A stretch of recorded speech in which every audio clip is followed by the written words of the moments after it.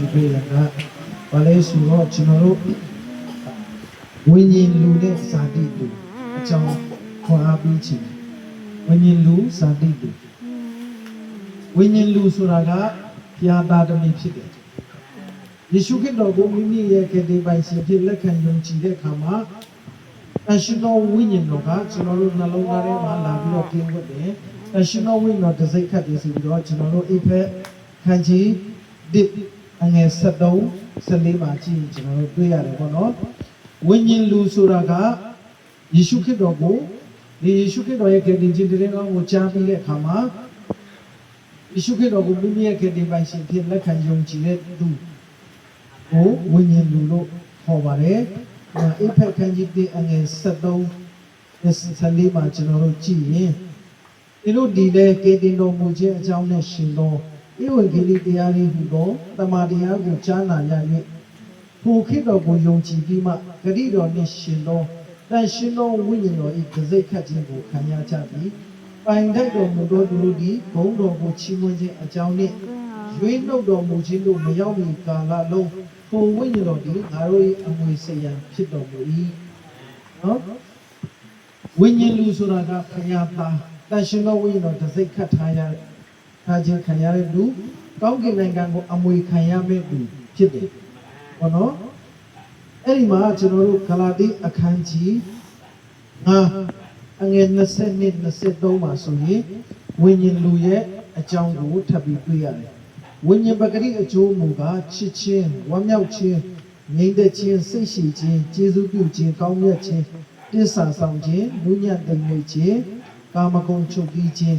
ဆိုပြီးတော့ဝိညာဉ်လူမှာရှိတဲ့ဝိညာဉ်အဒီကိုမျိုးကျွန်တော်တို့တွေ့ရတယ်နော်အဲ့လိုတန်ရှင်းသောဝိညာဉ်တော်ကိုကျွန်တော်တို့နှလုံးသားထဲမှာကိန်းဝတ်တဲ့ခါမှာအဲ့ဒီလူရဲ့အသက်တာထဲမှာဘာတီးလာတယ်လဲဆိုရင်ဒီမှာကျွန်တော်တို့ချစ်ချင်းမြတ်တာတွေဒီလာတယ်လူတော်ဘာပေါ်မှာကျွန်တော်တို့ချစ်တတ်လာတယ်ဟုတ်နော်ဒီချစ်ချင်းကတဏှာနဲ့ဆက်ဆံတဲ့ချစ်ချင်းမဟုတ်ဘူးကိုယ်ကတည်ခြင်းရပြီဒါပေမဲ့တချို့တွေကတည်ခြင်းမရသေးဘူးလို့သိတဲ့အခါမှာအဲ့ဒီကတည်ခြင်းမရသေးတဲ့လူတွေကိုကတည်ခြင်းရစေခြင်းနဲ့မေတ္တာအဲ့ဒီချစ်ချင်းဖြစ်နော်အဲ့ချစ်ချင်းဖြစ်ပါတယ်ပြီးတော့ဝမ်းမြောက်ခြင်းကကျွန်တော်တို့ဝမ်းမြောက်ခြင်းဆိုတာကမျိုးမျိုးရှိတယ်တချို့ကထီပေါက်လို့ကားဝယ်နိုင်လို့ခြံဝန်းတွေဝယ်နိုင်လို့ဝမ်းမြောက်တယ်ဒါပေမဲ့မတော်တဆကားခိုးခံရတယ်ဒီလက်မပြောက်သွားတယ်ဆိုရင်ဝမ်းမမြောက်နိုင်တော့ဘူးဒါမျိုးတွေရှိတယ်ဒီဝမ်းမြောက်ခြင်းကဘာပြောတာလဲဆိုရင်စင်းရဲတွေဖြစ်စေချမ်းသာတွေဖြစ်စေဘလို့အခြေအနေမှဆိုဝမ်းမြောက်တဲ့အတ္တတာဖြစ်အာမင်အဘကုတ်ကဘလို့ပြောလဲဆိုတော့နွားတိကုတ်မှာနွားမရှိရင်လည်းရတယ်တဲ့စပြစ်ပင်ကစပြစ်တိမတိရင်လည်းရတယ်တန်လွန်ပင်ကတန်လွန်စီမပြီးရင်လည်းဘာမှမဖြစ်ဘူးတဲ့ထာဝရဘုရား၌ငါဝမ်းမြောက်တယ်ဆိုတာကိုကျွန်တော်တို့ဟပ်ခုတ်နာဂတိချံခန်းကြီး3ထဲမှာကြည့်ရင်ကျွန်တော်တွေ့ရတယ်ပေါ့နော်အဲဒါဝမ်းမြောက်ခြင်းဆိုတာကပတ်စံရှိတာမရှိတာလည်းမဆိုင်ဘူးဘုရားရှိနေတဲ့ဘက်ကိုဒီနေ့ကျွန်တော်တို့ဝမ်းမြောက်နေတာဖြစ်တယ်ငြိမ်သက်ခြင်းကျွန်တော်ငြိမ်သက်ခြင်းဆိုတာကဘာမှကျွန်တော်တို့မှာဒုက္ခမရောက်ဘူးဆိုရင်အေးဆေးပဲအခင်းတွေရောက်လာပြီဆိုရင်တော့ငြိမ်သက်ခြင်းမရှိတော့နော်ကျွန်တော်တို့အစင်မပြေတော့အိမ်မှာဆန်တအိမ်လောက်ရှိရင်အစင်ပြေသေးတယ်ဒါပေမဲ့အိုးထဲမှာကြီးတဲ့အခါမှာဒီမနဲ့ဆန်တဲ့ရှိတော့တယ်ဆိုရင်ငြိမ်သက်ခြင်းမရှိတော့ဒီအိမ်ကိုချီရင်ကောင်းမလားဆရာကြီးစီတွားပြီးတော့တောင်းရင်ကောင်းမလားချီရင်ကောင်းမလားနေငြိမ်သက်ခြင်းမရှိတော့အဲ့ဒါမျိုးကိုဆိုလိုတာမဟုတ်ဒီငြိမ်သက်ခြင်းကတော့ဘာမှမရှိရင်လည်းလုံးဝငြိမ်သက်ခြင်းရှိနေတဲ့အတ္တနော်စိတ်ရှည်ခြင်းကျွန်တော်တို့ပုဂ္ဂိုလ်ကိုပြန်စဉ်းစားတဲ့အခါမှာငါစိတ်ရှိသလားဘောနော်စိတ်ရှိသလားဒီကျွန်တော်တို့စိတ်ရှိခြင်းယေရှုခရစ်တော်အားဖြင့်ရတဲ့စိတ်ရှိခြင်းကတကယ်ကိုလို့ပြောမလဲအရင်တော့ကကျွန်တော်မပြောင်းလဲခင်တော့ကတကယ်ချင်းနေနဲ့ဒီကိုမောင်နှမတွေမိဘတွေကကျွန်တော်ဘယ်လိုခေါ်လဲဆိုတော့လူဘူးစိတ်တို့လို့ခေါ်တယ် လူကပူနေတယ်စိတ်ကလည်းတူနေတယ်လူစိတ်တယ်တွေးဘူးရန်လို့ဆိုပြီးတော့ကျွန်တော်အမြဲတမ်းပြောတယ်ကျွန်တော်ကစိတ်ကအယံမြန်လာလေစိတ်မရှိဘူးဒါပေမဲ့ယေရှုကိုရောက်ပြီးတဲ့ခါမှာတော့စိတ်ရှည်လာတယ်နော်စိတ်ရှည်ခြင်းนี่တီးလာတယ်ပေါ့နော်ဟိုနောက်တစ်ချက်ကဂျေဇုပြုခြင်းဆိုတာတချို့ကဒီလိုရှိတယ်အမျိုးတွေလာမှာဆိုတော့ငါတို့သမင်းကျွေးရသူတို့ကတော့အမျိုးတော့မဟုတ်ဘူးငါတို့နဲ့လည်းမတိဘူးဆိုတော့မတိကြအောင်ဆောင်နေလိုက်တယ်ဒီလိုမျိုးပေါ့နော်ကျွန်တော်တို့စုခထမှာဒီကလေးမျိုး2024တော့ထင်တယ်တိုက်ပွဲဖြစ်တဲ့ခါမှာရောက်လာတဲ့ဒုက္ခရောက်လာတဲ့လူတွေပေါ့ရောက်လာတဲ့ခါမှာအဲစရာမရှိဘူးအဲ့မှာကျွန်တော်ပြောတယ်လာတဲ့ပါအိမ်မှာလာတဲ့ချက်လွတ်လပ်လာတဲ့ပြီးရင်ပိုလိုရခီးကိုတော့ချက်ပါဆိုပြီးတော့ကျွန်တော်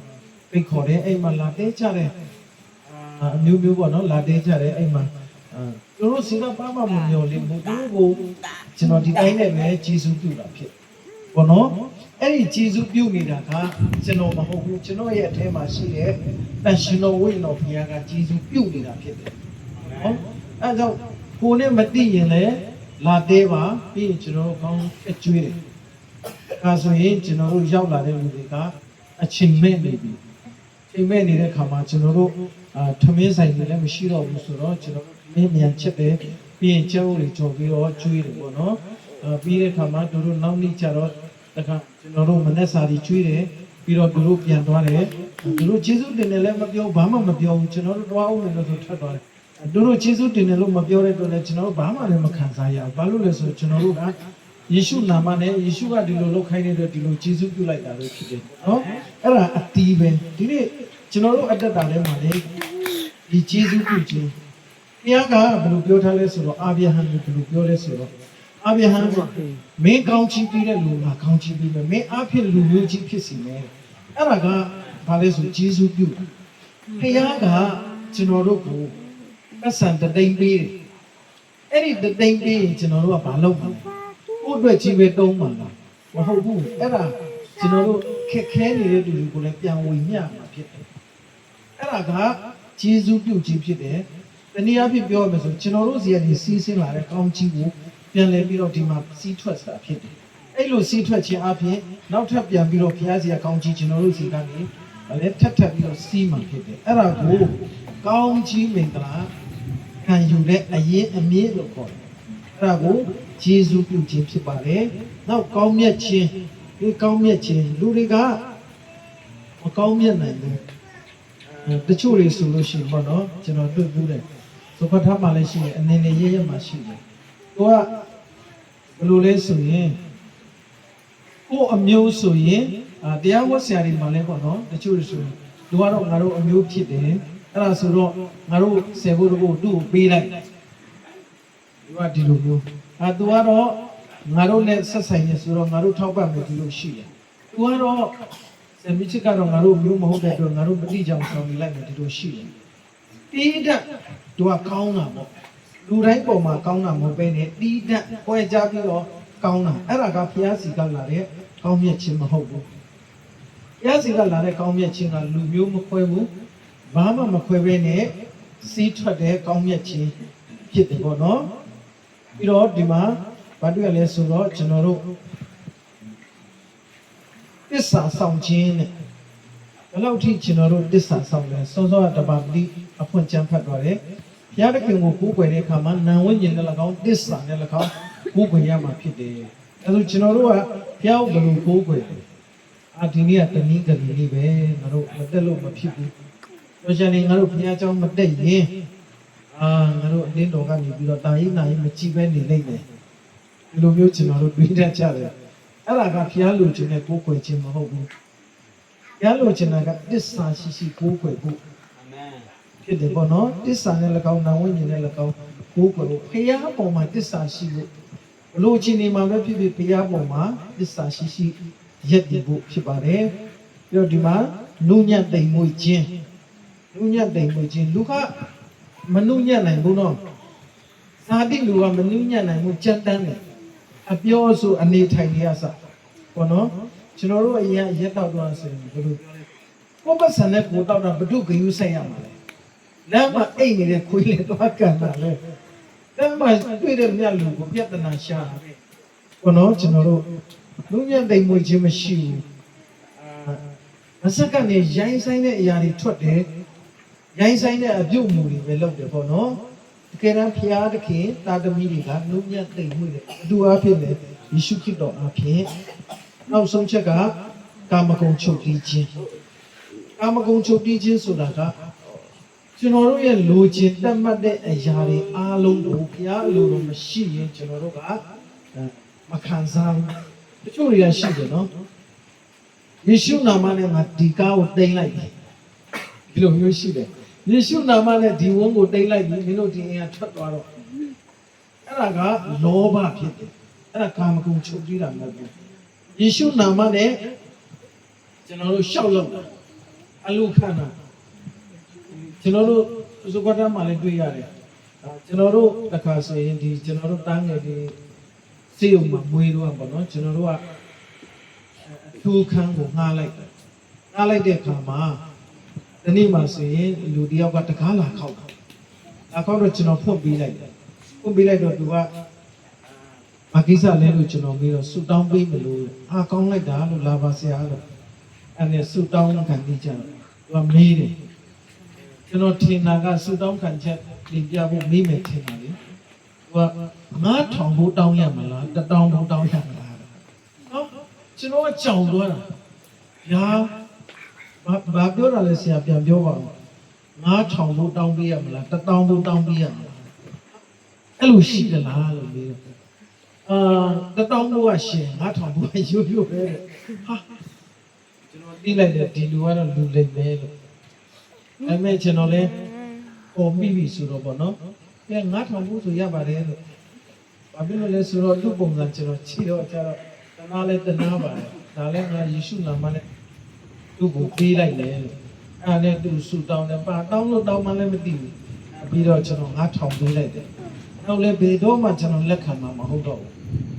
ဘောနော်အဲ့ဒါလောဘနဲ့လောက်နေတာဖြစ်တယ်ဒီနေ့ကျွန်တော်တို့အမှုတော်ဆောင်တာပဲဖြစ်ဖြစ်ယုံကြည်သူဘုရားသားသမီးဆိုတာကဘယ်လိုပြောရမလဲအခုသုခထားဘက်မှာအများဆုံးမူရစီရောက်တာအဲ့ဒီထင်မှာယုံကြည်သူလို့ပြောတဲ့ခေတ်ကနေပါတယ်အဲ့ဒါကကာမဂုဏ်မချုပ်သေးတာ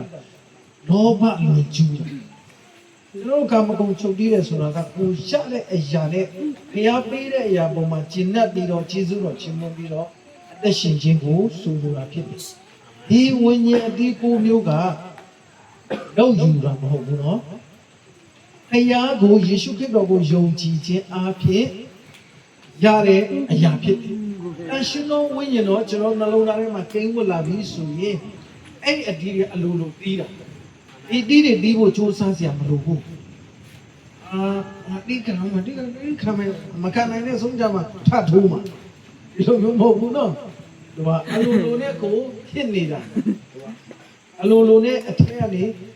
ကျွန်တော်တို့နှလုံးသားထဲမှာအဲ့ဒီဝိညာဉ်တော်ကိန်းဝတ်တဲ့အခါမှာအဲ့ဒီအတီးတွေအလိုလိုထွက်လာတာဖြစ်တယ်ပေါ့နော်အဲ့ဒါကဝိညာဉ်လူဖျားသားသမီးတွေအသက်တာဖြစ်တယ်အဲ့ဒီလူကအဆုံးမှာဆိုရင်လည်းသူကကောင်းကင်နိုင်ငံဝင်စားမှာဖြစ်တယ်လောကမှာလည်းလောကနဲ့ဆိုင်တဲ့ကောင်းချီးမင်္ဂလာတွေဘုရားကပေးထားပြီးသားဖြစ်တယ်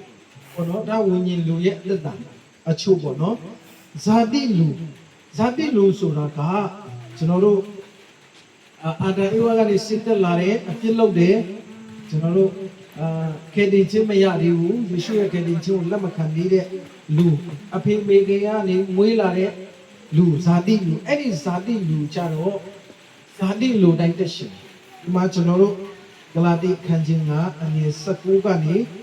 20မှာကျွန်တော်တို့တွေ့ရတယ်အဲ့ဒီဇာတိလူရဲ့လက်တာဇာတိလူဆိုတာလူဟောင်းတော့ခေတ္တချင်းမရသေးဘူးယေရှုခရစ်ကိုလက်မခံသေးတဲ့လူဖြစ်တယ်လူဟောင်းသူကတို့ခရိယံဘာသာထဲမှာပဲနေဗုဒ္ဓဘာသာထဲမှာပဲနေကြိုက်တဲ့ဘာသာထဲမှာနေဇာတိလူရဲ့အကျင့်ဒီမှာကျွန်တော်တို့ကြည့်ရအောင်ဂလာတိခန်းချင်းကအငယ်19ကနေ20ဇာတိပဂရိအကျင့်တို့သည်ထင်ရှားကြ၏ထိုအကျင့်တို့မူကားလာပြီနံပါတ်1တူမယားကိုပြမခြင်းဇာတိလူကကိုယ်မှမိမရှိတော့လေသူမြမယားကိုပြမတယ် နော်ခိုးမှာမိမရှိလဲသူများရဲ့သားပြူတမီးပြူတွေကိုပြစ်မှားတယ်လူမယားကိုပြစ်မှားခြင်းဇာတိလူရဲ့အကျင့်မတရားသောမိထုံ၌မိဝဲခြင်းနံပါတ်1မတရားတဲ့မိထုံမှာမိဝဲတယ်တဲ့နံပါတ်3ညဉ့်ညူးစွာကျင့်ခြင်းကိလေနံပါတ်4ဒီကိလေသာလွန်ကျူးခြင်းရုပ်တုကိုယ်ွယ်ခြင်းသူတစ်ပါးကိုပြူစားခြင်းရန်ညိုးဖွဲ့ခြင်းရန်တွေ့ခြင်းဂုံပြိုင်ခြင်းအမျက်ထွက်ခြင်းငင်းခုန်ခြင်းအချင်းချင်းကွဲပြားခြင်းတင်းခွဲခြင်းသူ့အကျိုးကိုညှူဆူခြင်းလူတက်ကိုတက်ခြင်းရစ်မျိုးကိုတောက်ကျူးခြင်းပွဲလုတ်ခြင်းမှစာ၍ထိုးထိုးသောအချင်းတွေသည်ထိုးထိုးသောခြင်းကိုချစ်တော်သူတို့သည်ဘုရားသခင်နိုင်ငံတော်ကိုအမွေခံရကြနော်ဇာတိလူတွေကသူမယားကိုလည်းပြစ်မှားတယ်မတရားတဲ့မိထုံကိုပြီးဝဲတယ်ပြီးတော့ညဉ့်ညူးစွာကျင့်တယ်ကိလေသာလွန်ကျူးတယ်ရုပ်တုကိုကိုယ်ွယ်ခြင်းဒီနေ့ကျွန်တော်တို့ကရုပ်တုလို့ပြောတဲ့အခါမှာအာစီမှာတွားပြီးတော့မဲတော်တွေရုပ်တုကြီးလှုပ်ထားတဲ့ယေရှုရဲ့ရုပ်တုကြီးလှုပ်ထားအဲ့ဒါတွေကိုမြင်တတ်တယ်အမှန်တကယ်ကရုပ်တုဆိုတာဘာကိုပြောချင်တာလဲဆိုရင်ဖယားတဲ့အခြားအရာကိုတန်ဖိုးထားရင်အဲ့ဒါရုပ်တုကိုကျွန်တော်ကဖယားတဲ့ကျွန်တော်မိမကိုပူပြီးနံပါတ်1ထားရင်အဲ့ဒါကျွန်တော်မိမကျွန်တော်တို့ရုပ်တုပဲအဲ့ဒါကြောင့်ရုပ်တုဆိုတာနှုတ်ကပတ်တော်ကအဲ့ဒါကိုပြောခြင်းဖြစ်တယ်နော်တတိထားဖို့သူတစ်ပါးကိုပြုစားခြင်းဉာဏ်ညိုးပွက်ခြင်းရန်တွေ့ခြင်းဘုံပြိုင်ခြင်းအမျက်ထွက်ခြင်းငင်းခုန်ခြင်းအချင်းချင်းပွဲပြားခြင်းတင်းခွဲခြင်းဉာဏ်ညိုးတွေဖွဲ့တယ်ဇာတိလူတွေကရန်တွေ့တို့ခါလေးဆိုရင်ခေရလို့ပြောတယ်ယုံကြည်လူလို့ပြောတယ်ရန်နေဖြစ်ကြတယ်နော်ကြည့်လို့လည်းမကောင်းဘူးတို့ဆဲဆူနေတာဆိုရင်လည်းဆူညံနေတာမကောင်းတော့အဲ့ဇာတိလူတွေရဲ့အခြေအနေဖြစ်တယ်ပြီးတော့ဂုံပြိုင်ကြတယ်ငါတို့မှတော့ဒါတွေရှိတယ်ဆိုပြီးတော့ကြွားကြတယ်ဘောနော်သူတို့မှတော့ဒါမရှိဘူးဒီလိုမျိုးဂုံတွေပြိုင်ကြတယ်ပြီးတော့အမျက်ထွက်ခြင်းညက်ကြကျွန်တော်တို့တွေအငင်းတန်နဲ့ညင်းခုန်ကြတယ်အချင်းချင်းကွဲပြားကြတယ်ယုံကြည်သူဖယားသားသမီးဆိုတာကလူမျိုးမရှိဘူးလူမျိုးမရှိဘူးကျွန်တော်တို့ဖြစ်တော်မှာလူမျိုးမရှိဘူးဖြစ်တော်မှာကအားလုံးအတူတူပဲဒီမှာဆိုရင်စကားမျိုးသုံးချမှာပဲအလောဝစကားမတူပေစကားမင်းတပ်စကားဒီလိုမျိုးရှိမှာပဲအခါစကားတရားရဲ့ရှိမှာတော့အားလုံးအတူတူပဲတရားရှိမှာဗမာမရှိဘူးချင်းမရှိဘူးကလားမရှိဘူးအားလုံးကအတူတူပဲဘုရားသားသမီးဝိညာဉ်လူပဲဒါတော့ဘုရားသားသမီးမဟုတ်တဲ့လူတွေကြတော့တင်းခွဲကြတယ်မင်းတို့ကအဲ့လိုလူမျိုးတွေဆိုတော့အဲ့မှာနေလိုက်ငါတို့ကဒီလိုလူမျိုးဆိုဒီမှာနေလိုက်ဖြစ်ကုန်နော်အဲ့ဒါကဇာတိလူတွေရဲ့အလုပ်ဖြစ်တယ်သူ့အကျိုးကိုညှို့ဆူခြင်းတဲ့သူများအခုကောင်းစားတော့မယ်ဆိုရင်မနာလို့ဖြစ်ပြီဇာတိလူတွေကညှို့ဆူကြတယ်နော်သူများဥပမာကျွန်တော်တို့မပြောပြနေဆိုင်တဲ့ခါမပြောဒီတွေဒါအောင်မြင်တယ်အဲ့ဒီခါမှာဒီကောင်မပြောသေးဘူးကွာလုံးဝအဆင်မပြေတော့သူရမပြောပြဘူးကွာတုံးနဲ့ထိုးရင်ကောင်းမလားနော်တခုခုလုပ်ရင်ကောင်းမလားဆိုတော့မကောင်းတဲ့စိတ်တွေဝင်ကြတယ်ဇာတိလူကတော့အဲ့လိုပဲဒါပေမဲ့ဝိညာဉ်လူကြတော့မဟုတ်ခင်ဗျာဖျားကောင်းကြီးတွေခံစားရတယ်ဝမ်းတာလိုက်တာဒီထက်မကဖျားကောင်းကြီးပေးပါစေဆိုတော့ဆူတောင်းပေးမှဖြစ်တယ်အဲ့ဒါကဝိညာဉ်လူဇာတိလူကတော့ညူဆိုတယ်လူအတက်ကိုတက်ချင်းတယ်ဒါတိလူကလူအတက်ကိုတက်တယ်လူအတက်ကိုတက်တယ်ဆိုတာကဒါနဲ့ထိုးတာတွေကျွန်တော်တို့ရဲရဲဆက်ဆက်တဏှာနဲ့ပြစ်တာတွေအဲ့ဒါတွေပဲဆိုလိုတာမဟုတ်ဘူးတခါတလေဒီမှာနှုတ်ကပတ်တော်ထဲမှာတကယ်ရှုကဘာပြောလဲဆိုတော့လူတယောက်ကိုတဲ့အထောက်မတန်အမျက်ဒေါသထွက်တာလေအဲ့ဒါလူအတက်ကိုတက်တာဖြစ်တယ်နော်အဲ့ဒါတတိထားရမှာပြောရင်ကျွန်တော်တခါလေတအားစိတ်ဆိုးပြီးတော့မှမင်းဘာညာဆိုပြီးတော့ပြောချလိုက်တယ်အဲ့ဒါလူတက်ကိုတက်ချင်းဖြစ်တယ်ပြီးတော့ဒီမှာရင်မျိုးကိုတောက်ကျူးခြင်းရက်တောက်တာတွေမူးရစ်စီတဲ့အရာတွေတောက်တာဒီနေ့ဇာတိလူတွေမှာလောက်ကြတယ်ဒီဂလာတိမှာတော့ရင်မျိုးကိုတောက်ကျူးခြင်းလို့ပြောတယ်နော် ဒီတစ်ကောထဲမှာကြတော့အရက်တောက်တယ်လို့ပြောတယ်ရစ်မျိုးဆိုတာကအကုန်ပါပြီနော်ဒီမှာကျွန်တော်တို့မီဇိုရမ်မှာဆိုရင်တော့နော်အကုန်တုံးတယ်ငါချနေပါပြီခိုင်လေးတွေအကုန်တုံးလာမလားကျွန်တော်ဒီနေ့ကပြီးခဲ့တဲ့တောက်ချန်နေချင်းတော့ဒီဇုကွတ်ထားနေအိုင်ဇောညကားနဲ့တက်လာအာရမကျွန်တော်အိမ်ကြီးလိုက်မဖို့တော့တစီငှားရတယ်တစီဓမ္မကလုံငယ်လေးတော့လုံငယ်လေးအဲ့နဲ့ကျွန်တော်ပစ္စည်းတွေလူကားထဲမှာထည့်ပြီးတော့ကားမမောင်းခင်မှာသူရေတံပူးတွေကနေပြီးတော့ဒီတစ်ခါတော့ထွက်လေးထဲမှာသူကတဲ့ဒီထက်အနအရက်ဘောကားမောင်းကနေရက်တော့မှာဒုက္ခငါမီဇိုလိုမတတ်ဘလို့ပြောမလဲပေါ့နော်ဒုက္ခပဲလို့အဲ့သူကတောက်လိုက်ပြန်တောက်လိုက်ပြီးတော့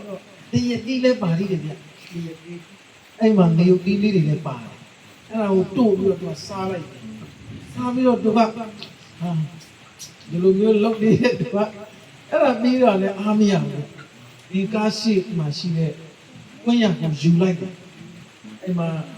ကွင်းရွက်ကိုဖြတ်ပြီးတော့အထဲမှာထုံထုတ်ထားတဲ့ဟာလေးကိုတုတ်လိုက်တယ်ပြီးရင်ကွန်းတီးနဲ့သူကငုံလိုက်အဲ့ဒါပြီးတော့ဆေးလေးကိုယူပါတယ်ဒီကောင်တာလွန်နေတယ်လို့အဲ့ဒါသူကဆေးလေးကိုယူပြီးတော့မင်းကြီးတယ်အခါရဲနဲ့အရင်နဲ့တောက်တယ်ခွင့်ရလဲစားတယ်ဆေးလေးလည်းတောက်တယ်အခါရဲနဲ့တုံးမျိုးလုပ်လိုက်ဒီကောင်ငါ့တော့အိမ်ရောက်ပို့ပြီးနိုင်မှာမလားမသိလို့ကျွန်တော်လည်းစိတ်ပူတာပေါ့နော်အဲ့ဒါဒီမှာတော့စကားကြီးပြောတော့တာဗျအခုဘယ်အပြင်လာလဲဘာဟာဒီကောင်တော့ဒုက္ခပဲငါဘလို့ပြောရမှာလဲသူဒီစုစကားမတတ်အဲ့ဒါဒီတိုင်းနေတော့သူကမြန်မာပြည်ကလားဆိုပြီးတော့ဒီစုလို့ပြောတဲ့အခါကျမှကျွန်တော်က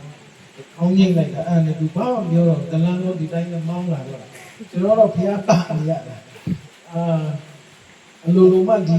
မီဇိုရမ်လမ်းကြောက်ပါလေဆိုပြီးမှရက်ကတောက်သေးတယ်ကိုင်းရာစားလေးစစ်လေးကလုပ်သေးတယ်ဆိုတော့ကျွန်တော်လည်းဖျားတာပြီးတော့ကြီးစုတော့ကြောက်အိမ်ကိုတော့ရောက်ပါတယ်ဟုတ်နော်အခါလေးနဲ့ရင်မျိုးစုံတောက်လိုက်တာလေလုတ်လိုက်တာလေအေးရောအဲ့ဒါ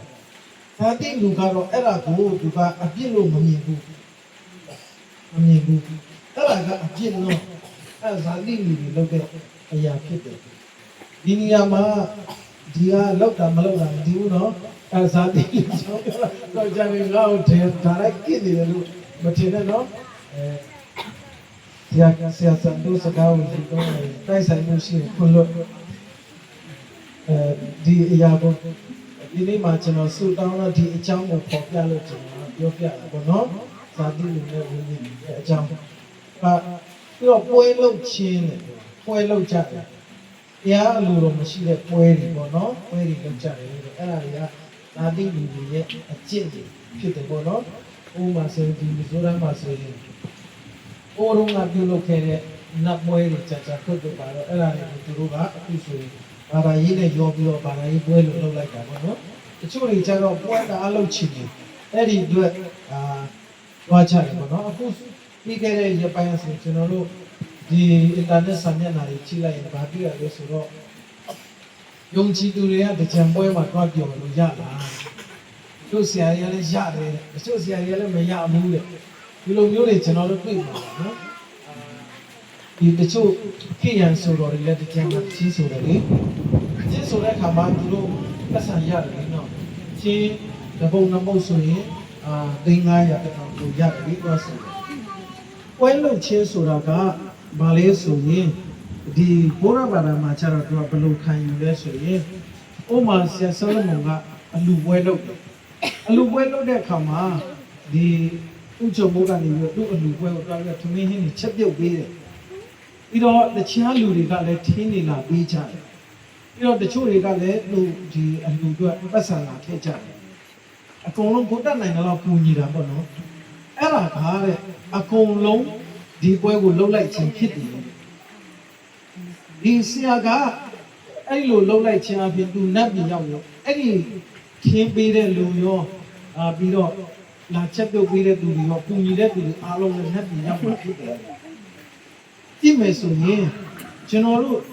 ယုံကြည်သူတယောက်အနေနဲ့အဲ့လိုကြံပွဲကိုသွားပါလိုက်ခြင်းကကျွန်တော်တို့ကိုယ်တိုင်ပွဲလုပ်လိုက်တာလည်းအတူတူပဲမယုံကြည်သူတွေလုပ်တဲ့ပွဲကိုသွားပါလိုက်ခြင်းကကျွန်တော်တို့ကိုယ်တိုင်ပွဲလုပ်တာလည်းအတူတူပဲဘောနော်အဲ့ဒါဇာတိလူတွေကျွန်တော်လည်းရောင်းလဲပြီးခံစားတော့ငါကြံတချင်းကြရင်မနေနိုင်ဘူးရက်ခချင်တာကျွန်တော်လည်းအဲ့ဒါကြောင့်ကြံတချင်းတွေတဟန်းစီမှာကျွန်တော်လက်ပြည့်ဆိုင်ဖွင့်လာဘူးကျွန်တော်တို့ကားတွေနဲ့ကြံတချင်းလာပြီးဆိုကျွန်တော်ကဟိုနောက်မှထွက်သွားတော့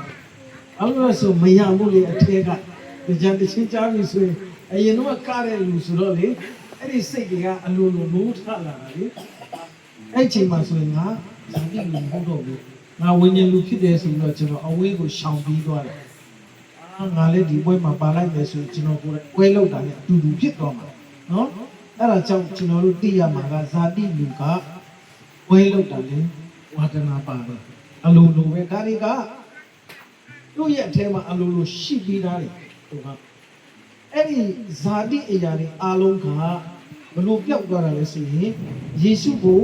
ယုံကြည်လက်ခံပြီးတဲ့အခါကျမှအဲ့ဒါတွေအကုန်လုံးကပျောက်သွားပြီးတော့ဝိညာဉ်အသီးတွေလာတီးတော့နော်တကယ်လို့ဇာတိအသီးတွေပဲတီးနေသေးတယ်ဆိုတော့အဲ့လူကဝိညာဉ်လူမဟုတ်ဘူးဝိညာဉ်အသီးမတီးနိုင်သေးဘူးယေရှုကိုလက်ခံယုံကြည်ခြင်းမရှိတဲ့၍အဲ့ဒီလူဒီဝိညာဉ်အသီးမတီးနိုင်ဘူးဇာတိအသီးပဲစက်တီးမှာပဲသူကဘလောက်ပဲဘုရားကြောင့်လက်နေပါစေသူကဝိညာဉ်တီးမှာမဟုတ်ဘူးတချို့တွေကပြောတယ်လေဘုရားကြောင့်တော့ပုံမှန်တက်တယ်ဒါပေမဲ့အိမ်ကြရင်တော့မိမကိုရှိုက်လိုက်အမျိုးမျိုးနဲ့တာသမီတွေကိုလည်းညှင်းဆင်းလိုက်ဒါမျိုးတွေကျွန်တော်တို့ကြားဘူးလေနော်အဲ့ဒါကဘာလဲဆိုရင်ဘလောက်ပဲသူကဘုရားကြောင့်တက်တယ်ဇာတိလူအနေနဲ့တက်နေခြင်းကြောင့်ဝိညာဉ်ကအလုံးလုံးလို့မရတဲ့အတွက်ဝိညာဉ်ဒီမသိနိုင်ဘူးဝိညာဉ်လူဖြစ်တဲ့ခါမှာသူကကျွန်တော်တို့ရဲ့အထင်းမှာဝိညာဉ်တော်ဘုရားသိဝတ်တဲ့ခါမှာအလိုလိုနဲ့အဲ့ဒီငါစိတ်ရှိအောင်တော့ငါဘုရားကြောင့်တွတ်တဲ့ဥမာပဲဆိုတာမလိုဘူးသူကဝိညာဉ်တော်ကကျွန်တော်တို့ကိုစိတ်ရှိဟိုအတွက်အထဲကနေအလိုလိုအလုံးလုံးပြီးဝိညာဉ်တော်ကသူများကိုကျေးဇူးပြုဖို့အတွက်အလိုလိုလုပ်ပြီးရကျွန်တော်တို့လုံးလို့ဖြစ်လာတာမဟုတ်ဘူးတန်ရှင်တော်ဝိညာဉ်တော်ကအထဲကနေလှုပ်ဆောင်ပြီးနေတဲ့အတွက်ကြောင့်ဖြစ်လာတဲ့အရာဖြစ်တယ်အဲကြောင့်ဇာတိလူနဲ့ဝိညာဉ်လူနဲ့မတူဘူးအဲကြောင့်မို့လို့တမန်တော်ကြီးရှင်ပေါလုကဖြစ်တော်၌မရှိတဲ့လူဟာလူဟောင်းပဲဖြစ်တော်၌ရှိတဲ့လူကလူတစ်တယ်လို့တေကောငါစက္ခုမှာပြောထားတယ်ပြီးတော့ဒီမှာဂလာတိအခန်းကြီး2:20မှာလည်းဘာပြောထားလဲဆိုတော့လူဟောင်းကယေရှုနဲ့လူတည်ပြီးပြီတဲ့လူတစ်ကတော့ယေရှုကအထဲမှာရှင်နေတာဖြစ်တယ်ဒါကြောင့်သူကပါတော့ငါဒီခရစ်တော်နဲ့လူလဝကားတိုင်းမှာတည်ပြီးတို့တော်လေးရှင်ဒီထို့လို့ဆိုတော့ငါဒီကိုယ်တိုင်မရှိခရစ်တော်ဒီငါနဲ့ရှိပြီးငါဆိုတဲ့လူဟောင်းကယေရှုနဲ့လူလဝကားတိုင်းမှာတည်ပြီးဒါပေမဲ့အခုအသက်ရှင်နေအခုကျွန်တော်အသက်ရှင်နေသေးတယ်ဒါပေမဲ့ကျွန်တော်တည်ပြီးပြီဘာတည်သွားတာလဲဆိုရင်ကျွန်တော်ရဲ့လူချစ်ဆိုတဲ့လူဟောင်းကတည်သွားတာဘယ်မှာတည်တာလဲဆိုရင်ယေရှုနဲ့လူလဝကားတိုင်းမှာတည်သွားတယ်ဒါဆိုအခုကျွန်တော်ရှင်နေသေးတယ်ဘလို့ရှင်နေတာလဲဆိုရင်ဒီတန်ရှင်တော်ဝိညာဉ်အဖြစ်ကျွန်တော်ကအသက်ပြန်ရှင်နေတာဖြစ်တယ်ပေါ့နော်အဲ့ဒါကြောင့်မို့လို့လူတစ်ဖြစ်သွားတဲ့အခါမှာဖြစ်တော်တဲ့လူပဲအသက်ရှင်တော့နော်ဖြစ်တော်တဲ့လူပဲအသက်ရှင်တော့တာဖြစ်တဲ့အတွက်ဖြစ်တော်ဘုရားရဲ့အလိုတိုင်းပဲအသက်ရှင်တော့တာဇာတိလူကဘလို့မှဘုရားရဲ့အလိုကိုမလိုက်နိုင်ဘူးတဲ့ကျမ်းစာမှာလည်းပြောတယ်နော်ဒါကြောင့်မလို့ဒီမှာဂလာတိအခန်းကြီး9:24မှာခရစ်တော်နဲ့ဆက်ဆိုင်တော်သူတို့ဒီမှာအစမှာပြောထားတယ်နော်ခရစ်တော်နဲ့ဆက်ဆိုင်တော်သူတို့ဒီတဲ့ခရစ်တော်ကိုရပြီးတဲ့သူတွေဟာတဲ့ကယ်တင်ခြင်းရပြီးတဲ့သူတွေဟာတဲ့ဇာတိပဂရိကို၎င်းဇာတိပဂရိစိတ်များနဲ့အလိုဆန္ဒများကို၎င်းလက်ဝါးကပ်တိုင်မှာရိုက်ထားကြပြီခရစ်တော်ကိုရပြီးတဲ့သူတွေကဇာတိပဂရိနဲ့ဇာတိပဂရိစိတ်တွေအားလုံးအလိုဆန္ဒတွေအားလုံးလက်ဝါးကပ်တိုင်မှာရိုက်ထားပြီးပြီတဲ့အဲ့ဒါကြောင့်မလို့ကျွန်တော်တို့ကယေရှုခရစ်တော်ကိုရတယ်ဆိုတာကယ်တင်ခြင်းရတယ်ဆိုတာက ကျွန်တော်တို့ရဲ့ဇာတိတွေအားလုံးကဝါကားတိုင်းမှာရိုက်ထားပြီးဖြစ်တယ်ကျွန်တော်တို့ရဲ့အလိုဆန္ဒတွေအားလုံးရိုက်ထားပြီးဖြစ်တယ်အဲ့ဒါကြောင့်မို့လို့တဲ့ဒီမှာငါတို့ဒီဝိညာဉ်ပဂရိကြောင့်အသက်ရှင်နေဝိညာဉ်ပဂရိအတိုင်းကျင့်ကြကုန်ဝိညာဉ်သာသမီဆိုတာကဝိညာဉ်တော်ဖျားရဲ့အလိုတိုင်းကျင့်တော်တာဖြစ်တယ်တွားတော်တာဖြစ်တယ်ဘောနော်ကျွန်တော်တို့အဲ့ဒါကြောင့်မလို့သိရမှာဖြစ်တယ်ကျွန်တော်တို့ကဇာတိလူလားဝိညာဉ်လူလားနော်ဘုရားเจ้าမှာတော့ဝိညာဉ်လူအိမ်မှာတော့ဇာတိလူနော်အဲ့ဒါမဖြစ်တယ်ဘူးဘုရားเจ้าမှာတော့ကျွန်တော်တို့ကသိခံနေတယ်စိတ်ရှင်နေတယ်အကောင်းဆုံးလုပ်ပြတယ်ဒါပေမဲ့အပြင်ရောက်လာပြီဆိုရင်တော့ဇာတိပုံပဲအဲ့ဒါမဟုတ်တော့ကျွန်တော်တို့တခါစိတ်ဖြတ်စခန်းမှာပေါ့နော်ကျွန်တော်ဒီနမ်းပြီးတော့အဲ့မှာညီလေးတယောက်ကမင်းကြီးကြားတဲ့ကျွန်တော်မေးခွန်းတစ်ခုမေးမယ်အေးမေးပါတိချင်လဲဆိုကျွန်တော်တဲ့ဒီဒီဘွေရပြီးတဲ့ကျွန်တော်ခေတီချင်းရပြီးချမ်းသာကြောင်းလေးလူသေးချဘွေရပြီးတဲ့ကျွန်တော်ကောင်းကင်နိုင်ငံတော့ရမှာတဲ့ပြီးတယ်ဒါပေမဲ့တဲ့ကျွန်တော်စေးမပြတ်နိုင်ဘူး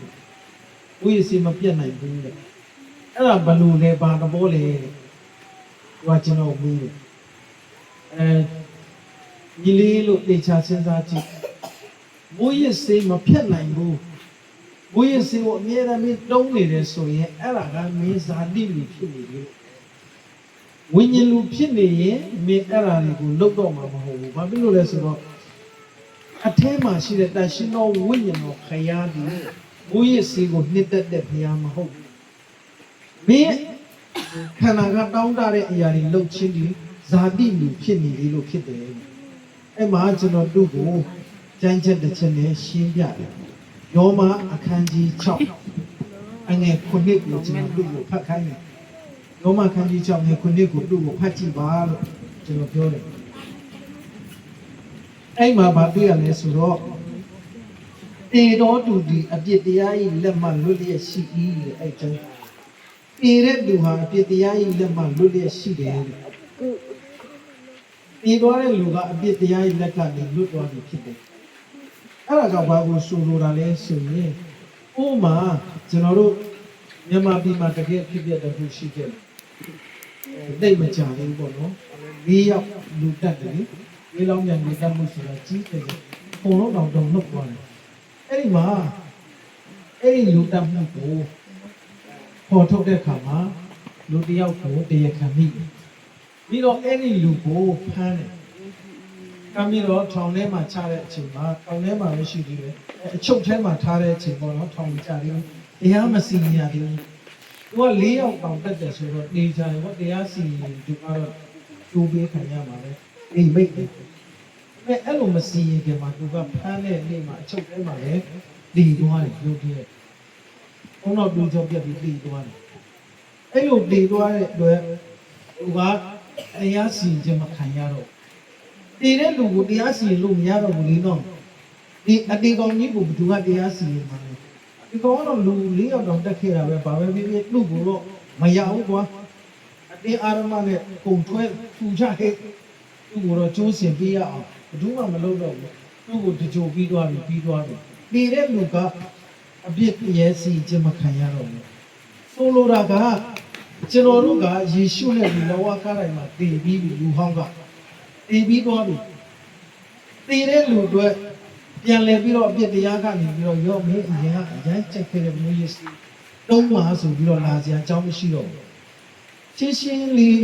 ပြောရမယ်ဆိုရင်ပေါ့နော်နားလည်လွယ်အောင်ပြောမယ်ဆိုအရက်တအားကြိုက်တဲ့လူပေါ့ဗျာအရက်တအားတောက်တဲ့လူအဲ့ဒီလူကတည်သွားတယ်တည်သွားပြီအရက်တောက်လုံးလို့တည်သွားပြီပေါ့နော်ဒါပေမဲ့အဲ့လူကနောက်ရက်မှာတဲ့ပြန်ထလာပြီးတော့အရက်ဆိုင်မှာအရက်လာတော့တယ်ကြုံဘူးလားအရက်တအားတောက်တဲ့လူပေါ့နော်အရက်တောက်ပြီးတော့သူအရက်တောက်တာများလို့တည်သွားပြီဒီတော့ဒီဂျိုလိုက်ပြီနော်နောက်ရက်မှာသူကအရက်ဆိုင်ကိုပြန်လာပြီးတော့အရက်လာတော့တယ်ယုံစရာကောင်းလားယုံစရာကောင်းလားမဖြစ်နိုင်ဘူးလေနော် ဘာဖြစ်လို့လဲသူတည်ပြီလေတည်လို့တော့မှမြေကြီးနဲ့မြုပ်ပြီးပြီဘလို့တောက်မှလဲဟုတ်တယ်မဟုတ်လားတည်တဲ့လူအရက်လာတောက်တာကြားဘူးလားကြားဘူးမှာမဟုတ်ဘူးရှိလဲရှိမှာမဟုတ်ထလာလို့ကတော့အရက်ဆိုင်ပြန်ရတော့ပြေးပြီပေါ့ဗျာအရက်ရောင်းဖို့မိမိစားစားတခါတည်းကြိုးရတော့လစ်တရေဆိုပြီးတော့ဆိုင်ရှင်ကမူးလဲအလဲမလဲပြေးပြီပဲဟုတ်တယ်မဟုတ်လားအဲ့ဒါကြောင့်ကျွန်တော်တို့ကယေရှုနဲ့တူတည်ပြီးပြီလေတည်တဲ့လူကဘလို့လုပ်ပြီးတော့အဲ့ဒီအရာကိုလုပ်ပါလဲငါညီစဉ်းစားကြည့်မင်းယေရှုနဲ့လူတည်ပြီးပြီဆိုရင်မင်းအရင်နံပါတ်4ဓမ္မဘဝတည်ပြီးပြီလေတည်သွားတဲ့လူကဘာဖြစ်လို့နံပါတ်4ပြန်သုံးပါလဲကျွန်တော်ဘာဖြစ်လို့ဒီအချက်ကိုမသိတာလဲဒီကတဘောတော့ပါအဲ့ဒီမှာဒီတင်ချင်းကြတော့အဲ့ဒီဘတ်တန်တမ်းတင်ချင်းကြတော့ဆရာကျေးဇူးတင်လိုက်တာကျွန်တော်အခုရှင်းရှင်းလင်းလင်းသိသွားပြီကျွန်တော်ကမတည်ဘဲနဲ့သာတိလူကြီးနဲ့ကျွန်တော်ကချမ်းသာကြောင်းတက်ခဲ့တယ်ချမ်းသာကြောင်းပွဲရခဲ့တယ်ကျွန်တော်တက်တာအခုတော့ကျွန်တော်သိသွားပြီတကယ်တင်ချင်းကြသွားပြီရှင်းရှင်းလင်းလင်းဒီတော့ပေါက်သွားတယ်ပေါ့နော်အဲ့ဒါကြောင့်ယေရှုနဲ့သူတည်တဲ့လူကလူတိဖြစ်သွားတာလူဟောင်းမဟုတ်ဘူးယေရှုနဲ့သူတည်တယ်ကြိုတယ်ရှင်ပြန်ခမ်းရောက်တယ်လူတိဖြစ်တယ်အဲ့ဒါကြောင့်ဒီဂလာတိခန်းကြီး6ငယ်1ကနေခွန်တိဖိုင်အဲ့ဒါရှင်းရှင်းပြောထားတာဖြစ်တယ်ဟုတ်ဒီမှာ6မှာဆိုရင်လူဟောင်းလို့တုံးထားတယ်ကတိချစ်တရားလေးရဲ့လူဟောင်းလို့တုံးထားတယ်အဲ့ဒီလူဟောင်းကဒီမှာငါတို့လူဟောင်းပြီးဖို့တခြင်းနဲ့လူလဝါကတ်တိုင်မှာအပိတချင်းကိုခံပြီးဖို့ငါတို့ပြကြ၏ကျွန်တော်တို့လူဟောင်းကယေရှုနဲ့လူလဝါကတ်တိုင်မှာတည်ပြီးဆိုတာကိုသိဖို့ယုံကြည်ဖို့လိုတယ်ယေရှုနဲ့လူတည်မှာယေရှုနဲ့လူတကြိုချင်းလဲရောက်မှာဖြစ်တယ်ယေရှုနဲ့လူတကြိုမှာယေရှုနဲ့လူရှင်ပြန်ထမ်းရောက်လာမှာဖြစ်တယ်နော်အဲ့ဒါကြောင့်ကျွန်တော်တို့ကပထမအဆုံးချက်ကယေရှုနဲ့လူတည်ရမှာဖြစ်တယ်ဒုတိယကယေရှုနဲ့လူတကြိုရမှာဖြစ်တယ်တတိယကယေရှုနဲ့လူထမြောက်ရမှာဖြစ်တယ်ယေရှုနဲ့လူမတည်ဘူးယေရှုနဲ့လူတကြိုခြင်းမရှိရင်ထမြောက်ခြင်းလည်းမရှိဘူးလူဟောင်းကလူဟောင်းပဲ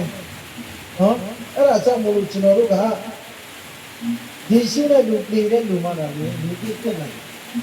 ။တမန်တော်ကြီးရှင်ဘောလူရဲ့အတ္တကိုကြည့်ကြည့်ပါ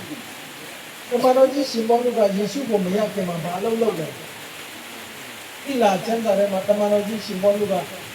ယေရှုနဲ့မတွေ့ခင်မှာဘာလုပ်လဲ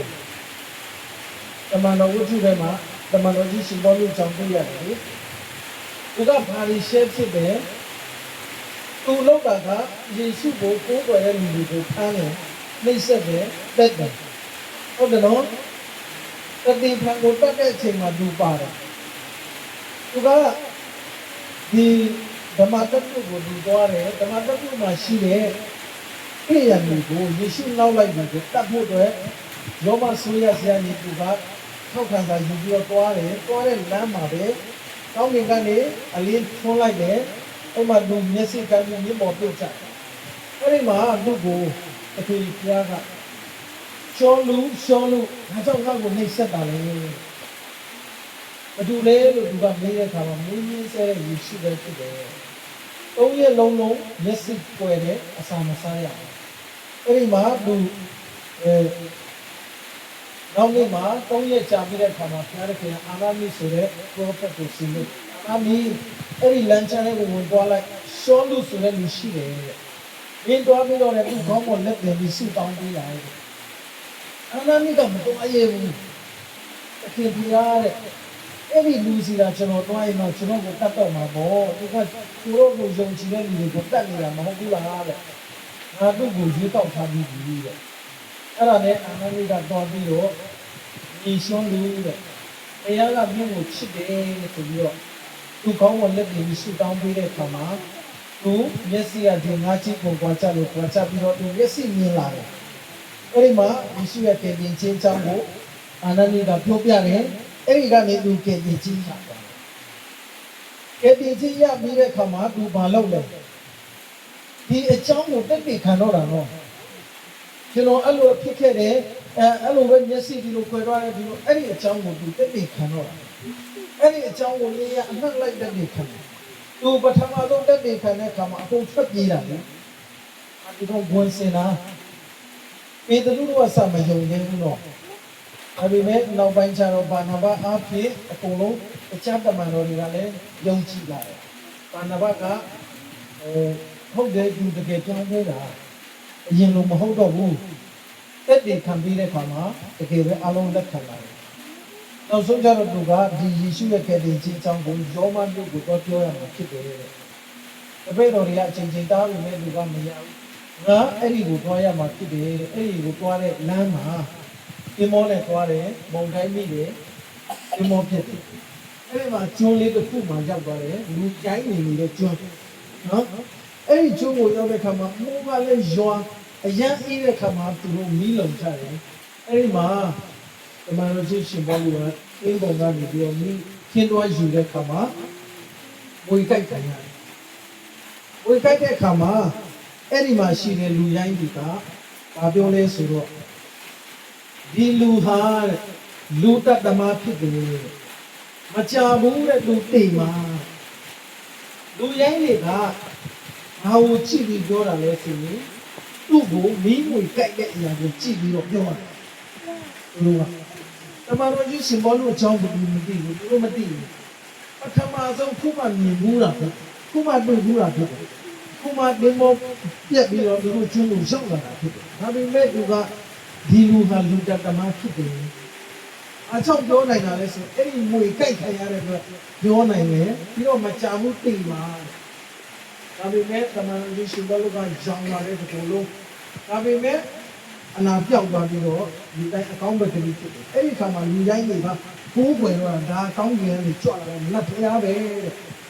ဒါနဲ့တမန်တော်ကြီးရှင်ဘောလူကမဟုတ်ဘူးတဲ့ငါလက်ဖျားမဟုတ်ဘူးမင်းတို့လိုပဲတာမန်လူဖြစ်ပါလေဒါဆိုရင်ဘာဖြစ်လို့မင်းမွေကြိုက်တာမတည်ရတာအဲ့ဒါဘာလဲသူဟာလူဟောင်းတက်တာပြီးတော့မှန်တယ်လူတက်တမမှန်တယ်ဒါပေမဲ့သူ့ရဲ့လူဟောင်းကယေရှုနဲ့သူလောကကားတိုင်းပေါ်မှာတည်ပြီးပြီအခုသူအသက်ရှင်နေတာကလူဟောင်းပုတ်ပြီးလားအရင်တုန်းကသူ့ရဲ့နာမည်ကရှောလုဖြစ်တယ်ယေရှုကိုညပြီးတဲ့အခါမှာပေါ်လူတစ်ဖြစ်တယ်လူတစ်ဖြစ်ခြင်းကြောင့်မွေကြိုက်တာလည်းမတည်ဘူးလူဟောင်းဆိုရင်တော့လူရိုင်းနေပြောတဲ့အတိုင်းတည်တော့မှာဒါပေမဲ့လူတစ်ဖြစ်ခြင်းကြောင့်တည်လားဆိုတော့မတည်ဘူးဟုတ်ပြီနော်အဲ့ဒါကြောင့်လူဟောင်းကတခင်ယေရှုနဲ့လောကကားတိုင်းမှာတည်ပြီးပြီတည်ပြီးလို့မလို့တကြိုပြီးပြီဒါကြောင့်ကျွန်တော်နှစ်ချက်ခံရဆိုတာကယေရှုနဲ့သူတည်လို့မလို့ဒီထဲမှာကျွန်တော်တို့ထိုင်နေအဲ့ဒါကယေရှုနဲ့လူတည်တာကိုပုံစံတယ်ဒီထဲမှာနှစ်လိုက်တယ်အဲ့ဒါကယေရှုနဲ့လူတည်တာတည်တဲ့အတွက်တကြိုချင်းကိုပုံဆောင်တာဖြစ်တယ်ပြန်ထတယ်ဆိုတာကယေရှုနဲ့လူထမြောက်ခြင်းကိုပြောတာဖြစ်တယ်နော်အဲ့ဒါကြောင့်တည်မှတကြိုမှထမြောက်နိုင်မှာဖြစ်တယ်ဒါပေမဲ့တချို့တွေကတည်တယ်ပြောတယ်တကြိုတယ်ဒါပေမဲ့မထမြောက်ဘူးအဲ့ဒီအတွက်လူဟောင်းကလူဟောင်းပဲနော်လူဟောင်းကလူယေရှုနဲ့လူမတည်သေးတဲ့၍ထမြောက်ခြင်းရှိမှာမဟုတ်ဘူးထမြောက်ခြင်းမရှိရင်လူဟောင်းပဲလူဟောင်းဆိုရင်လူဟောင်းတက်တာကျွန်တော်ကဗျာယေရှုကိုမရခင်တော့အယက်သမားတယောက်ဖြစ်တယ်ကျွန်တော်ဒီလိုမဟုတ်ဘူးအားပိန်တယ်ဒီအုပ်ချုပ်မှုပုံစံအားပိန်တယ်ကျွန်တော်တို့လက်ထပ်တော့ဓာတ်ပုံကြည့်တချို့လူတွေကဒါဆရာလားလို့တော့မိတယ်တော့အားပိန်ချင်းနေတာလေအဲ့လိုမျိုးမြတ်ဖျားယောဂရထားတဲ့လူတွေတူတယ်အဲ့လိုကျွန်တော်အယက်မတော့မနေနိုင်ဘူးအဲ့ဒါကြောင့်အဲ့လိုမျိုးကျွန်တော်ကပြစ်နေတယ်ကဲတနေ့မှာပေါ့နော်ကျွန်တော်ပြောင်းလဲပြီးတော့2နှစ်လောက်ကြာတဲ့အခါမှာကျွန်တော်တောက်ခဲ့တဲ့အရက်ဆိုင်ရှင်နဲ့လမ်းမှာတွေ့ပြီးတော့3နှစ်လောက်လာမလို့ကြာပြီးတဲ့အခါမှာတွေ့တဲ့အခါမှာအဲ့ဒီအရက်ဆိုင်ရှင်မကြီးကကျွန်တော်ကိုလက်ညှိုးထိုးပြီးတော့ခင်ဗျမတည်သေးဘူးနော်ဟုတ်တယ်ရုပ်တရက်ချင်းတော့သူကခင်ဗျတည်ပြီးမှတ်နေတာတဲ့သူကဘာကြောင့်ကျွန်တော်ကိုဒီလိုပြောလာလဲကျွန်တော်ကသိတယ်ဒါပေမဲ့ကျွန်တော်လည်းပါလာတဲ့လူကမသိဘူးခင်ဗျရိုင်းလိုက်တာဗျာကျွန်တော်တို့ဆရာကိုဘာလို့ဒီလိုပြောလာလဲတဲ့ကွာဘာဆရာလဲတဲ့ဘာမင်းတို့ဆရာလဲတဲ့ဒါကျွန်တော်တို့ပါစတာလေးသူကပြောတယ် ပါစရာလည်းလူဗမာဘုရားဘာသာငါသိတယ်ငါဆိုင်ရဖောက်တယ်ပြောတယ်ကျွန်တော်ပြောပြတယ်ဟုတ်တယ်ဒီပြောတာအမှန်ပဲလို့ဘလို့မှန်တာလဲဆရာတဲ့ကျွန်တော်သူ့ဆိုင်မှာအများနဲ့တောက်နေတယ်ဟုတ်တယ်ဒီရှိကိုမယုံကြည်ခင်တော့ကျွန်တော်အများနဲ့တောက်တယ်သူပြီးတယ်ကျွန်တော်နဲ့အတူတူတကယ်ချင်း3ယောက်ရှိတယ်ကျွန်တော်2ယောက်ကတည်သွားပြီအဲ့ဒီ2ယောက်တည်လာလဲသူပြီးတယ်ဒါပေမဲ့ကျွန်တော်ပြောက်လာတယ်သူကကျွန်တော်တရင်မချောင်းလေပြောက်နေအဲ့ဒါကြောင့်ကျွန်တော်နဲ့တွေ့တဲ့အခါမှာကျွန်တော်တည်ပြီးမှတ်တာပြောဘောနော်အဲ့ဒါကြောင့်သူကအော်ကျွန်တော်ပြောပြတယ်ဟုတ်ကဲ့မကြီးခင်ဗျာဆိုင်မလာတော့တာကျွန်တော်ယေရှုကိုပြပြီးလို့ကဲတင်ကြီးရပြီးတဲ့အတွက်ကျွန်တော်မလာတော့တာဟုတ်ကဲ့ကျွန်တော်တရားဟောဆရာလုပ်နေတယ်ဆိုတော့သူကအော်တယ်ကောင်းပါလေတဲ့အဲ့ဒါလည်းကောင်းပါလေတဲ့အဲ့မှာတကယ်လို့လားကျွန်တော်ကကဲတင်ကြီးရပြီးပြီလို့ပြောပြီးတော့အရင်မိုးတွေဘယ်သူကယုံမှာယုံမလားကျွန်တော်ဒီမှာနည်းနည်းအနက်နဲ့တရားဟောမယ်ဆိုလို့ယုံမလဲယုံမှာမဟုတ်ဘူးဒီလူတွေလည်းယုံမှာအနက်ထွက်နေတယ်နော်ရေမွေးနဲ့နေထွက်တယ်နော်လည်းယုံမှာကျွန်တော်တို့တေးဆရာကျွန်တော်ဟိုမှာတလူအစမှုစမှာလောက်ကျွန်တော်တို့ဘုရားကောင်းပါဒီလောက်ကတရားဟောခြင်းနဲ့ကျွန်တော်ကသူ့ပုံမှန်ကြည့်လိုက်တော့ဘလို့မှတရားဟောဆရာပုံစံမပေါ့ဘူးဘာလို့လဲဆိုတော့သူ့ခန္ဓာကိုယ်ကရေမွေးနဲ့ထွက်တယ်ရေမွေးနဲ့ဆိုတာအရက်နဲ့ကိုပြောတာနော်ဟိုရေမွေးစစ်ကိုပြောတာနော်အဲ့လမ်းကထွက်နေမရဘူးလို့တရားပုံစံကြည့်ရတာတကယ်တရားဟောဆရာဖြစ်နေပြီဟာကျွန်တော်တို့လက်မှတ်တော့ထုတ်ပြတယ်နော်ငါနဲ့လက်မှတ်ကဒါတော့ဒီမှာပြုလို့ရေးထားတာမှန်ကောင်းမှာမခိုင်းနဲ့ဆရာစစ်ဆိုးတဲ့ဆရာရက်မူးနေတယ်လို့ရက်မူးတဲ့လူကိုကျွန်တော်တို့အတင်းတော်မှာလက်မခံနိုင်ဘူးတရားဟောဖို့မပေးနိုင်ဘူးလို့ပါဠိကြီးဟုတ်တယ်မို့လားအရင်တော့ကမျိုးချစ်ကအရက်တောက်တယ်အခုလည်းယေရှုကိုရတယ်ပြောတယ်တောက်တယ်ဆိုရင်မှန်မလားမှန်မလားလုံးဝမမှန်ဘူးလားလူလိမ့်တယ်အရင်တော့ကသူကအရင်ကမှဖြစ်တယ်အဲ့ဒါခုဒီလုံးဝယေရှုနဲ့တွေ့ပြီးကြောင်းလဲသွားလို့ရှိအဲ့ဒါအရင်မတော့ကျင့်တာမဟုတ်ဘူးကျွန်တော်မကျင့်ဘူးအရင်တော့ကျင့်လို့ပဲအားထိန်ခဲ့ရတာဇာတိကြီးကအဲ့လိုမရဘူးကျွန်တော်တို့အရင်မတော့ပြီးတော့ထိနေအချိန်ရောက်လာပြီဆိုရင်ဘယ်လိုရောက်တယ်မှမသိဘူးတော့ထိနေနေရောက်လာတာတော့ကျွန်တော်တို့အတင်းတော်မှလည်းရှိတယ်တခါဒီသမားတွေပြီးတဲ့ဒိနာလောက်တယ်အစပါကဒီမှာဝိုက်ပေါ်မှာဒီလက်နေဒီလိုရေးနေလို့ရှိရင်နောက်လည်းရှိတယ်တော့တရားမှမရှိတော့ဘူးအဲ့တော့မှတရားချောင်းချန်တကာတော့ခါတာအကုန်လုံးကဒါဝါလီကြိုတက်ပြီးပြီးကြအလုံးမအချိန်ရောက်တဲ့ခါမှာမနေနိုင်ဘူးနဲ့ပြောင်းလဲတကယ်တင်ကြီးရပြီးပြောင်းလဲလာတဲ့လူတွေကြတော့အဲ့လိုမဟုတ်ဘူးဘလောက်ပဲတိုက်မတောင်းတော့ဟုတ်ပြီနော်အဲ့ဒါကြောင့်ဇာတိလူနဲ့ဝိညာဉ်တွေကိုတိုးတက်ပြီးအမှန်တမ်းအရေးကြီးတာဖြစ်တယ်ခရီးကကျွန်တော်တို့ကိုပုံရောကြောက်ရောမကြိုက်ဘူးကျွန်တော်တို့ဒါရီကျမ်းထဲမှာတွေ့ရတယ်နော်အိမ်မှာဆိုလဲအေးလိုက်ပူမှာဆိုလဲပူလိုက်လို့လူရင်းတွေတော့ထွေးထုတ်မှာဟိုလိုဒီလိုဆိုရင်ထွေးထုတ်ခံရကြောင်းလဲမှာဆိုရင်ကြောင်းလဲလိုက်လူပြစ်လိုက်မပြောင်းလဲဘူးဆိုရင်လည်းဒီတိုင်းနေလိုက်ပြောင်းလဲတာလို့မပြောင်းလဲတာလို့အဲ့ဒါတော့ခက်တယ်နော်အဲ့ဒါတော့ခက်တယ်ပြောင်းလဲရင်လည်းကောင်းတာမပြောင်းလဲရင်လည်းကောင်းတာတော့ပြောင်းလဲတာလို့မပြောင်းလဲတာလို့ဒီမှာဒီကားစုမှလည်းအကျဉ်းတော့ခရောက်တာအဲ့ဒါကြောင့်ကျွန်တော်တို့ကပြောင်းလဲပြီဆိုရင်ဒီကားစုမှလည်းရမ်းကြုံရတယ်ရမ်းဝမ်းမြောက်ရတယ်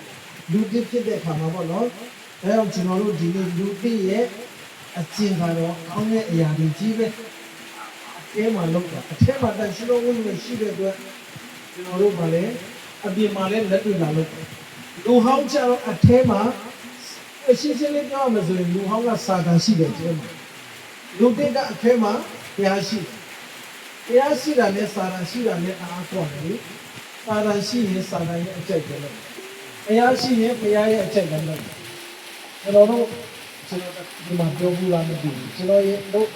ဒီကိုကြီးကဗုဒ္ဓဘာသာကိုဆိုတော့ကျွန်တော်အကူကြီးလည်းဗုဒ္ဓဘာသာကိုကျွန်တော်အကူကြီးဆိုရင်အခါဆိုကျွန်တော်တို့မိသားစုပေါ့နော်အကူတို့လည်းသွားတယ်လေသွားတဲ့ခါမှာဒီသူကဗုဒ္ဓဘာသာဆိုတော့ဒီမှာတရားစင်ရှိတယ်သူကလက်စင်ရှိတယ်ပြီးတော့ဘုရားမှာလည်းလက်စင်ရှိတယ်အဲ့ဒီဘက်မှာရှိတဲ့လက်စင်ကျတော့သူကဒီလိုတိုင်းမှာဒီလိုမျိုးစင်လေးလောက်တာအသေးလေးအဲ့မှာအရက်နှစ်ပလင်းပြင်ထားတယ်အဲ့မှာဒီနားမှာကျွန်တော်တို့အခန်းကိုအခန်းကျွန်တော်အကူကိုပြောတာပေါ့နော်အကူအခန်းမှာတော့မင်္ဂလာမရှိဘူးပေါ့နော်ဒီအရက်နှစ်ပလင်းပြင်ထားတာပေါ့နော်မင်းလက်တင်တာပြောင်းလိုက်ပါလားလို့အပြောင်းပါလေအေးနှလုံးနဲ့ပြောင်းလိုက်လို့အရက်နှလုံးကိုဖယ်ပြီးတော့အေးနှလုံးပြောင်းလိုက်ပါလားလို့ပြောအေးပြီးတယ်မဟုတ်လားအေးပလင်းလေကျွန်တော်တို့ဒီဘက်မှာတော့ကျွန်တော်တို့ဒီနေ့ကျွန်တော်တောင်းတဲ့ဟာဒီနောက်ဆိုင်ကစ်လို့ပါတော့အဲ့လိုမျိုးဒီမြန်မာပြည်မှာတော့ပလင်းရှိမှာအဲ့ဒါနဲ့စပါကလင်းလို့လည်းပြောင်းလိုက်ပါလားလို့ပြောသူကဘာပြောတယ်နက်ကအေးမချိတ်ဘူးတဲ့နက်ကအရက်ပဲချိတ်တာဟုတ်တယ်နက်ကအေးဘလို့ပဲကောင်းကောင်းမချိတ်ဘူးနော်မန္ဒူလာတအားကောင်းတယ်တော့နက်ကြီးတောက်လိုက်ပါလားဆိုတော့လုံးဝတောက်မှာမဟုတ်ဘူးအရက်ဆိုရင်တော့ရမ်းချိတ်တယ်အဲ့ဒါအဖိုးကကျွန်တော်ကိုရှိတယ်โอเคရတယ်ရှောက်ပြောနေမင်းလာရင်အဲ့လိုရှောက်ပြောတာမှဒုက္ခရောက်တယ်နက်ကအရက်ပဲချိတ်တာမှန်တယ်အဲ့ကျွန်တော်တို့အထဲမှာမာနရှိရင်မာနရဲ့အလုပ်ပဲလုပ်မှာအဲ့ကျွန်တော်တို့အထဲမှာဖျားရှိရင်ဖျားချိတ်တဲ့အလုပ်လုပ်မှာပဲအဲ့ဒါဇာတိလူနဲ့ဝိညာဉ်လူရှင်းရှင်းလေးပဲရှင်းလေးပဲ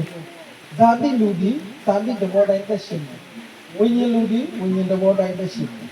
ဇာတိလူကလေခြင်းမရဲသွားရမယ်ဝိညာဉ်လူကအသက်ရှင်ခြင်းကောင်းတင်ပုံသွားရမှာပဲအဲ့တော့ကျွန်တော်တို့ကဇာတိလူလားဝိညာဉ်လူလားဖရာရဲ့တာလားစာတန်ရဲ့တာလားစာတန်တာဆိုရင်စာတန်ချိတ်တိုင်းသွားမှာဖြစ်တယ်နောက်ဆုံးအနေနဲ့ကျွန်တော်ပြောချင်တယ်ပါလဲဆိုတော့ဒီကိုရိမျိုးဩဝါဒစာထဲမှာဆိုရင်ဗာပြရလဲဆိုတော့တမန်တော်ကြီးရှင်ဘောလူကပြောထားတယ်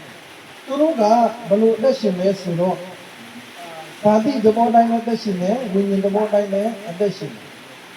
အဲ့ကမှတမန်တော်ကြီးရှင်ဘောလူကဒီတေကောခန်းကြီး6ထဲမှာကျွန်တော်ဗာတွေ့ရလဲဆိုတော့ဒီမှာကျွန်တော်တို့အငယ်15ကနေပြီးတော့7မှာဗာတွေ့ရလဲဆိုတော့ပေါ်ရယူဩဝါဒစာပထမစာဆိုခန်းကြီး6အငယ်15ကနေဒီမှာ7ထိဗာတွေ့ရလဲဆိုတော့ဒီလိုကိုခန္ဓာပြီးဖြစ်တော်ဤအင်္ဂါဖြစ်ကျောင်းကိုမတိကြတော့တို့ပြည့်လျက်ဖြစ်တော်ဤအင်္ဂါကိုယူ၍ပြည့်တစားဤအင်္ဂါဖြစ်စေအပ်တယ်လို့မဖြစ်စေအဘယ်တို့နည်းဟုမူကားပြည့်တစားမှလည်းဒီဝဲတော်လူသည်ကိုပြည့်တစားမှနဲ့တရားတကူလည်းဖြစ်ကျောင်းကိုမတိကြတော့ပြီးတော့ပြရတယ်ဒီမှာကျွန်တော်တို့အနေဆက်ခွန်မှာဘုရားသခင်၌ဒီဝဲတော်လူသည်ကိုဘုရားသခင်နဲ့ကလုံးစိတ်ဝင်လို့ဖြစ်ပြီးတော့ပြည့်တစားမှနဲ့အဲ့တဲ့လူကပြည့်တဲ့ဆောင်ပဲအရာနဲ့သက်ရှင်တဲ့လူကဖျားပဲတဲ့အဲ့ဒါမျိုးကျွန်တော်တို့ကဇာတိလူဆိုရင်ကောင်းတဲ့ဇာတိတိုင်းသက်ရှင်ပါတယ်ဒီလိုဆိုရင်ပြောစရာမလိုဖျားဆောင်တဲ့ဖို့ကပြောစရာမလိုဘူးဘာလို့လဲဆိုရင်ဒီလူဆိုတာက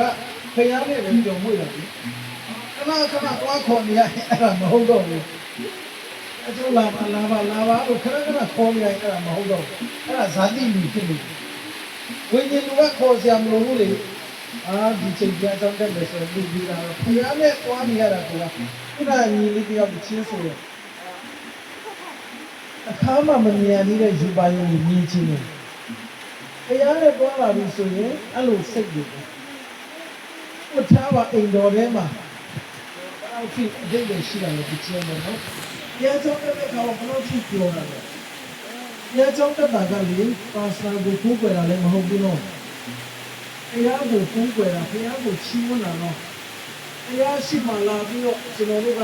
ကိုးကွယ်တာနှိမ့်ချတရားကြောင့်လာလို့ဆိုတာဒီမှာရှိတဲ့လူတွေသိဖို့ရတာတရားကိုကိုးကွယ်ခြင်းဖြစ်နေတယ်ကျွန်တော်ဒီနေရာကိုရှောက်လာခြင်းဒီနေရာကတရားကို ဥပ္ပယ်နေတာပူဇော်နေတာဖြစ်တယ်ကျွန်တော်ရဲ့ခန္ဓာကျွန်တော်ရဲ့စိတ်ကျွန်တော်ရဲ့အာလုံးကိုတရားစီရင်စက်ကပ်နေတာဖြစ်တယ်ဖြစ်လို့ကျွန်တော်ထိုင်တဲ့ခါမှာကျွန်တော်တို့စဉ်းစားကြည့်အားရလာပြီးပါလို့ကျွန်တော်တို့ဖြစ်လာတယ်မသိဘူးအဲ့တော့ဖယားကိုပူဇော်နေတယ်ဆိုတာသိလာရင်ကျွန်တော်တို့ကျင့်တတ်နေတော့ဘလောက်ကြာကြာကျင့်တတ်နေတယ်။အော်ဆိုရင်ဇာတိလို့ဆိုရင်မခံနိုင်ဘူး။ကျင့်တတ်နိုင်ဘူး။နော်ကျွန်တော်ဖယားနဲ့အခုစဉ်းစားကြည့်လေယောက်ျားလေးတွေဖြစ်မိန်းကလေးတွေဖြစ်ကိုချစ်တဲ့လူနဲ့ဆိုရင်တ냐လုံးမိုးလေးထိုင်နိုင်တယ်တော့။တော့စကားလေးနဲ့ရှောက်ပြောနေတာလေ။ဟုတ်တယ်ရောမဟုတ်တယ်ရောရှောက်ပြောပြီးတော့ချစ်တဲ့လူနဲ့ဆိုရင်မိုးလေးကိုလေးမလည်းမသိမိုးရွာလို့ရွာမလည်းမသိမီးပြည့်လို့ပြတ်မလည်းမသိနော်နေတယ်ဘလောက်ကြာကြာဘုံပြောရင်တော့မှနေအေးအာရီချလိုက်နဲ့လုံနေတာနော်စစ်တဲ့လူနဲ့ဆိုရင်မချနိုင်ဘူးဒီတိုင်းနဲ့ပြောနေတာနော်ကျွန်တော်လည်းဖယားကိုချစ်တယ်ဆိုရင်ဘလောက်ကြာကြာအေးစီးပဲဖြစ်မှာပေါ့နော်အာမအရေးရောက်ပြမှာမဟုတ်ဘူးဒီလောက်ကြီးအဲ့ဒါကြောင့်မလို့ကျွန်တော်တို့မိဂဟာရမှာဆိုဒီအကြောင်းလာတဲ့စတဲ့အချိန်ပဲရှိတယ်ဆုံးတဲ့အချိန်ရှိဘူးတော့တခါလေးပြောထားတယ်တချို့ကမေးတယ်တော့ဆရာတို့ဒီအကြောင်းပဲချိန်စတာတနာကြီးစတယ်ဒီချိန်ဆုံးတော့အဲ့ဒါမသိဘူးတော့သုံးတဲ့ချိန်တော့ဂျုံမပြောဘူးလို့ကျွန်တော်တို့မှတတ်မှတ်ထားတယ်စတဲ့ချိန်တော့တတ်မှတ်တယ်သုံးတဲ့ချိန်တော့မသိဘူးလို့ဘုရားလုံးတဲ့တိုင်းချိန်ကိုသွားတယ်တခါလေကြရင်တနာရီကနေ၄နာရီကာလီကြရင်တနာရီကနေ2နာရီ3နာရီအချိန်မတူဘူးပေါ့နော်အဲ့တော့ဒီနေ့မှလည်းကျွန်တော်တို့ဘုရားကိုပို့ခဲ့တယ်အားကြောင့်ဝိညာဉ်ကြီးဖြစ်လို့ဘုရားနဲ့ကြုံဖို့ရတယ်အဲ့ဒီတော့ကျွန်တော်တို့ပြန်လည်ပြီးတော့ဘုရားရဲ့ကောင်းချီးခံကြရအောင်ဒါဝိညာဉ်လူရဲ့အတွက်ဒါတိလူရဲ့အတွက်တော့ဖန်ဆောင်တဲ့ချင်တယ်ဒါလည်းမပတ်ချင်စုလည်းမတောင်းချင်ဘူးအမှုတော်မြတ်လည်းစိတ်ဝင်စားဘူးပေါ့နော်အဲ့ဒါဇာတိလူဖြစ်တယ်ဒါကြောင့်ကျွန်တော်တို့ကဇာတိလူလားဝိညာဉ်လူလားဇာတိတိုင်းသွားရင်တည်တယ်နေကြမယ်ဝိညာဉ်တိုင်းသွားရင်ကောင်းချီးခံစားမယ်ကောင်းကင်ဘုံတက်ရမှာဖြစ်တယ်ဆိုတာဒီနည်းနဲ့ဝိညာဉ်ချင်ပါတယ်ကျွန်တော်တို့ရောက်တိုင်းပြန်ကောင်းချီးပြပါစေအာမင်